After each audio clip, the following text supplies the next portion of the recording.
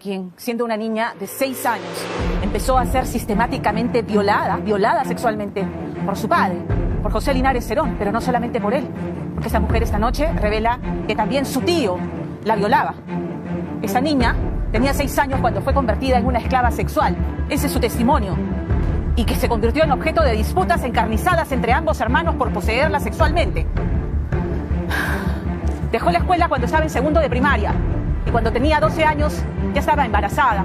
En medio de su inocencia y de su ignorancia, cuando empezó a tener contracciones, se sobaba la panza con crema para golpes. Cuando le llevaron al centro de salud, allí a nadie se le levantó una ceja. Cuando una niña de 12 años va a dar a luz. Esta historia se repite cuando tiene 14 años, 13, 14 años, vuelve a salir embarazada. Esta mujer ha iniciado una batalla titánica porque ella necesita saber la verdad, porque hasta la fecha ella no sabe a ciencia cierta quién es el padre de sus hijos. Porque aunque su tío fue quien firmó las actas de nacimiento, ella no lo sabe y ella necesita saber la verdad y necesita que sus hijos sepan la verdad también. Pero además quiere que de una vez por todas se investigue lo que ocurre al interior de esta iglesia, sobre la que hace más de 3 décadas, lo va a ver en el reportaje de Lorena Ormeño, se habían hecho públicas denuncias de abuso sexual y no pasó nada, no pasó nada. Y claro que nos preguntamos si todo este infierno que vivió esta mujer pudo haberse evitado, si es que en su momento se hacía una investigación diligente de esa carta pública que hizo un grupo de feligreses que abandonó la iglesia porque descubrió y denunciaron que ocurrían abusos sexuales y denunciaron el caso de Amalia. Amalia también denunció haber sido violada por el señor Linares y haber resultado embarazada.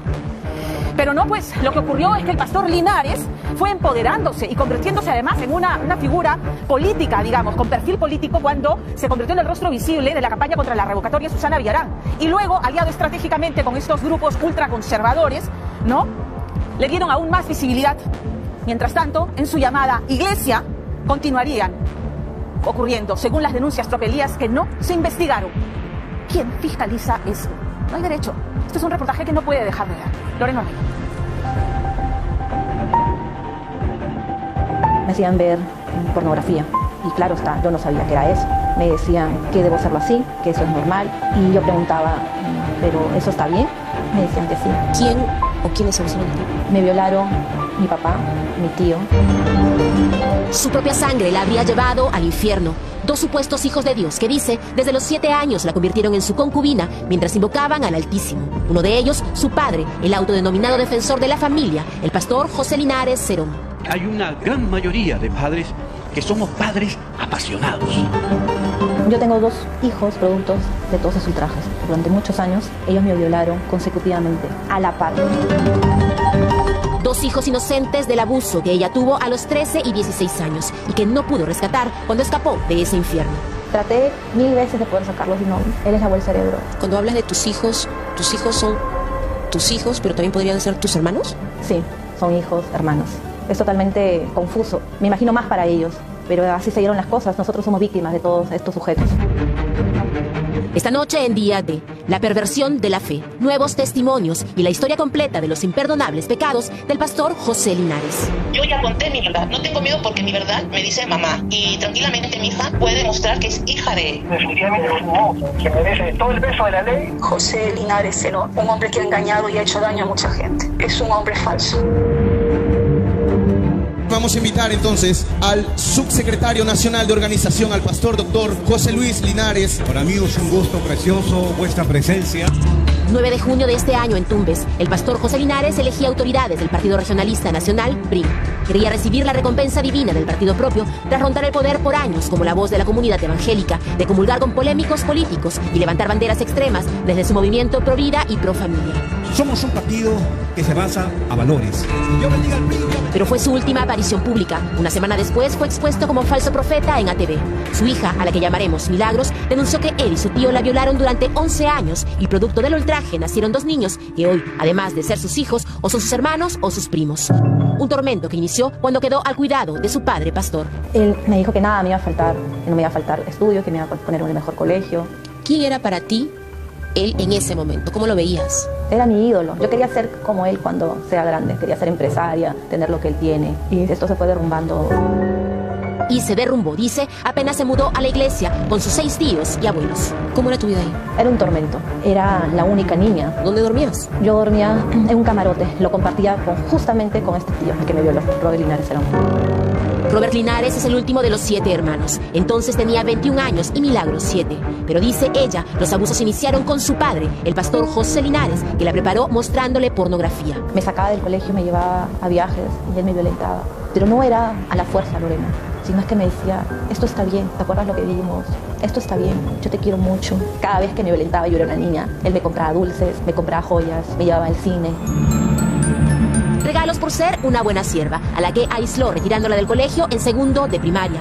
Durante 6 años, cuenta, su padre y su tío la violaron alternativamente, mientras la Sagrada Familia Linares jamás gritó pecado, aunque dice se la disputaban a golpes. Mientras mi progenitor me violaba, como era una casa de adobe y el techo era de calamina, podía ver que mi tío era el que estaba ahí, como que viendo, observando. Me acuerdo que él golpeó la calamina diciendo, déjala. Salía mi progenitor y se empezaba a agarrar a golpes. O sea, era una pelea por la presa, algo así. Yo asumo que lo que él quería que yo esté para él. O sea, sacarlo a él del camino. El camino, así es. ¿Para quedarse contigo? Para quedarse conmigo. Porque él muchas veces me llevó a la comisaría a decirme, tienes que denunciarlo. Pero yo lo veía y decía, pero tú me haces lo mismo. Así llegaron sus 13 años, con Milagros embarazada, aunque sin saberlo. Yo ni siquiera sabía que era estar embarazada. ¿Tú no eras consciente de que estabas embarazada? No, jamás. Es más, cuando a mí me empiezan los dolores, pienso de que en ese momento tengo cólicos y me empiezo a echar de encorú y me retorcía en el piso de dolor. ¿Y no hacía nada la gente que estaba ahí? No, nadie hacía nada. Hasta que le dije a mi profesor, me duele mucho la barriga. Él sabía que yo estaba embarazada. Pero dice, fingiendo ignorancia, la llevó al hospital. ¿Dónde diste a luz? En el hospital 2 de mayo. ¿Alguien del hospital se acercó a preguntarte sobre el bebé, sobre el padre del bebé? Porque cuando una niña da a luz en un hospital, es obligación del hospital denunciar la violación. Sí se acercaron, antes de que ellos se acercaran a mí. Mi progenitor me dijo que le dijera que el hijo que yo había tenido era producto de un chico el cual yo había conocido y que se había fugado, que se había ido. ¿Y con eso te dejaron ir? Sí, me trataron como si fuera un animal. Cuando yo llegué, lo primero que me dijeron, ¿para qué abres las piernas? Yo tenía 12, casi 13 años. Como culpable y no como víctima, Milagros y su bebé salieron del hospital y su padre los llevó a un departamento en Miraflores con sus hermanos y su madrastra. Con ella también él sale en muchos lugares hablando de provida, de familia. Ella nunca me preguntó nada, jamás me ayudó a criar a mi bebé. ¿Tú te imaginas a una niña de 13 años, sin educación, sin haber tenido una madre, criando un bebé? A mí el bebé, Lorena, se me caía. No tenía pañales, no tenía ropa. A mí hasta ahora me duele eso un montón porque yo tengo 2 hijas. Me gustaría regresar el tiempo y llevármelos a cualquier lado, pero déjame decirte que hice todo lo imposible. Pero entonces estaba atrapada y a los 6 meses volvieron a Surquillo con órdenes estrictas. Lo ocultaba en un ropero. Mi papá decía que no haga bulla, porque si a mi abuela lo escuchaba y si supiera todo esto, que es hijo de Robert, a ella le iba a dar un infarto. Él siempre decía que era hijo de Robert. Siempre. ¿Nunca te dijo a ti, también podía ser mi hijo? No, nunca me dijo eso. Pero hasta hoy Milagros no sabe si su hijo es de su tío o su papá. Lo escondió hasta los 14 años en que huyó tras una brutal golpiza de su padre. Un año rogó volver con su bebé. A los 15 regresó a la iglesia y el tío Robert la reclamó como su mujer. Cuando falleció mi abuela, ella deja su cuarto. Y en ese cuarto mi tío decide que nosotros vivamos como una pareja. Habían como 20 personas viviendo en esa casa. Ninguno protestó ni dijo, no está bien que ahora el tío empiece a una relación con una niña de 14, 15 años. Nadie dijo nada. Ahí vivo con mi hijito, vivo con mi violador, mi tío, y quedo embarazada por segunda vez. Según esta partida, Milagros tuvo a su segundo hijo a los 16 años y huyó a los 18. Cuando empecé a trabajar, mi tío me acusó de haberle sido infiel. Me pegó brutalmente, traté de sacar a mis 2 hijos de ahí. Él los jalaba de un brazo, que se pusieron a llorar. Los tuve que dejar y salí corriendo de ahí. Al día siguiente traté de volver y él está así, sabiendo lo que me ha hecho, se pone en un plan como de hombre abandonado. Todo empeoró cuando Milagros se hizo independiente y tuvo 2 hijas. Por correo, su tío amenazaba demandarla, pues en 2006 firmó a los 2 niños como suyos. Mi tío me condicionaba a volver con él, a tener relaciones. Me decía que me iba a denunciar por alimentos. Siempre te quise y te amé hasta que decidí poner fin a la relación por tu reiterada infidelidad. ¿Vas a ser madre o renuncias a ellos o tienes tiempo para pensarlo? No quiero incomodarte con tus posibles parejas. Siempre estuvo detrás de mí, creándome Facebook falsos, ofreciendo servicios sexuales con mis fotos. Yo cedí ante sus chantajes en varias oportunidades.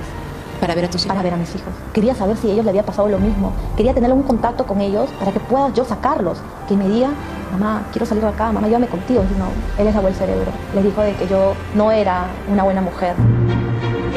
Su suplicio terminó en febrero último cuando denunció por violación sexual a su padre y a su tío. Creyó ser la única víctima, pero décadas atrás, el pastor Linares habría cometido el pecado original. A finales de los años 80 e inicios de los 90, en esta casa de la calle La Calera de la Merced funcionaba una iglesia evangélica llamada El Aposento de Dios, fundada por Dorotea Cerón, la matriarca de los 7 hermanos Linares Cerón. En esa época, el pastor principal era Carlos Linares Cerón y su copastor era José Linares Cerón, quien ya desde esa época, según las denuncias, tenía señalamientos por presunto abuso a varias feligresas. Esta profana historia inició cuando esta casa de 3 pisos, hoy vigilada por 7 cámaras de seguridad, era un terral de 1000 metros cuadrados en Surquillo, invadido por la familia Linares, que armó una tarima, puso sillas y tras pintar a mano un cartel, fundó su iglesia evangélica, nombró a los hijos como pastores y buscó su rebaño entre los vecinos, uno de ellos Raúl Vázquez. Esta era la entrada. ¿Ya? Y de esta entrada, todo. Hasta que termina la pared. Hasta que termina la pared. Viene destruido, viene con problemas emocionales, problemas de familia, como uno atraviesa, ¿no? Pasando el año, muchos de ellos me comenzaban a comentar los problemas que estaban pasando. Eran los 80 y acudían familias que buscaban paz en un país azotado por el terrorismo. José Linares, decían, era un elegido de Dios. También el origen del mal, como esta noche lo denuncian antiguos feligreses. En un principio pues yo no le veía nada malo porque pensé que era una persona buena. Fue hasta que yo trabajé con él en su empresa de extinguidores. Fue ahí donde quiso aprovecharse de mí, me defendí y gracias a Dios que llegó un hermano y ahí fue donde esta persona salió, me pegó porque claro, yo estaba asustada, yo creí de que todo lo que él decía, que si yo decía algo el Señor me iba a castigar y por miedo pues no dije nada a nadie. Esta feligresa se salvó de ser violada, pero no su hermana, que fue convocada al coro por el pastor José. Era la más pequeña del grupo. Fui creciendo con los chicos, yendo a la iglesia, pero claro, engañados, porque son los ungidos del Señor y estábamos haciendo caso de todo lo que nos decían. Comenzó a llorar diciendo que el pastor José Linares no la había violentado, la había abusado, ¿no? Incluso el producto de esa violación había salido en estado. Y al pastor principal, que es Carlos Linares, le comenzamos a hablar, que nos explique, ¿no? Bueno, él nos dijo que eso no era cierto, que hay cosas ahí, que se te están mintiendo. Pero la supuesta mentira nació en 1991. La madre denunció a José Linares. Su respuesta, ignorar el proceso y llamar blasfemia a todo lo que se iba conociendo. Fue saliendo nombre por nombre, porque ellos por miedo no decían, ¿no? Porque él los amenazaba. El carro que tenían ahí estacionado, las chicas que iban a ese carro, porque él las llamaba, pues ya iban a ser violentadas o iban a ser tocadas por él. Y fuimos a hablar con el pastor para que se aclare y se pueda terminar todo este lío. Imagínense la habilidad y la maldad que tiene esta persona. Llamó haciendo una denuncia anónima que justo en el lugar donde estábamos indicó que había unos presuntos terroristas. 13 fieles renunciaron a Aposento de Dios ante la Asociación de Iglesias Evangélicas, que ignoró su carta. 5 años después, conociendo actos similares, denunciaron en un periódico. A José Linares le gusta propasarse con las hermanas más jóvenes. Llegaron al colmo de decir que Dios les había indicado que debían tener relaciones con las hermanas que ellas escogían. En el colmo de sus extravagancias, llegaron a realizar un ritual entregando al diablo a un hermano que también había reclamado. Con falsas visiones y profecías tenían atemorizada a la gente. No toquéis a mis ungidos, era su frase predilecta. Identificaron otras 3 presuntas víctimas, pero todo desapareció.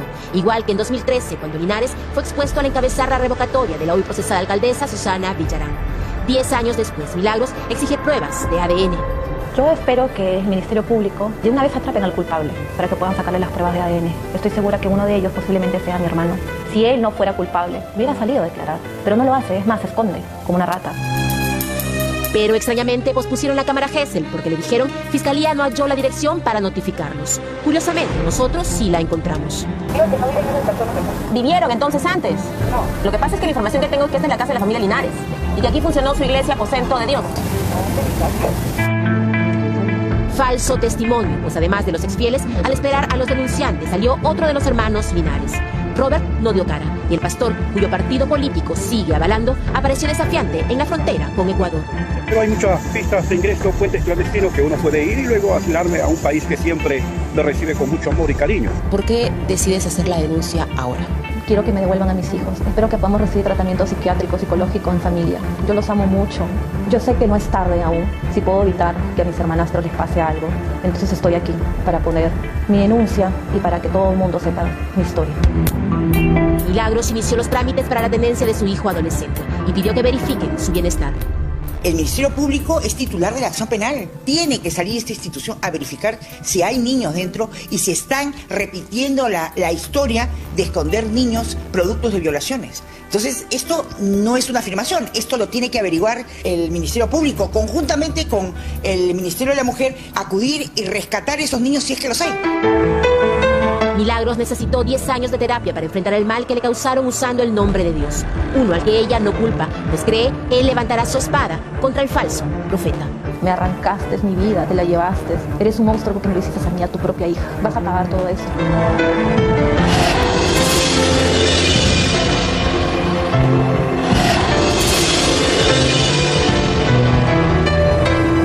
No es la primera vez que lo decimos aquí en Día D. Yo tengo el convencimiento de que el abuso sexual de menores de edad es una pandemia con la que coexistimos con anteojeras porque las cifras nos revientan en la cara. El